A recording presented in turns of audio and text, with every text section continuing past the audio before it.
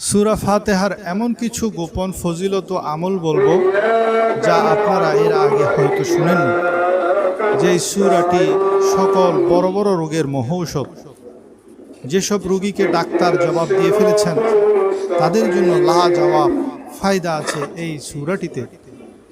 এই সূরাটি কিভাবে পড়বেন, কতবার পড়লে ভরপুর ফায়দা লাভ করতে পারবেন। এই একটি সূরাতে এত ফায়দা যা শুনে আপনি অবাক না হয়ে পারবেন না। ইমাম গাজ্জালী রহমতুল্লাহ আলাইহি এই সূরার ব্যাপারে কি ওজিফা দিয়েছেন তাও আজ জানাবো। ওজিফার নিয়ম কানুন জানার জন্য সম্পূর্ণ আলোচনাটি মনোযোগ দিয়ে শুনবেন। টেনে টেনে শুনলে কিছুই বুঝতে পারবেন না। এই সূরার ওজিফাটি সব ধরনের জটিলতা ও পেরেশানির জন্য সবচেয়ে বড় পরীক্ষিত। হযরত আবু সাঈদ বিন মুআল্লা রাদিয়াল্লাহু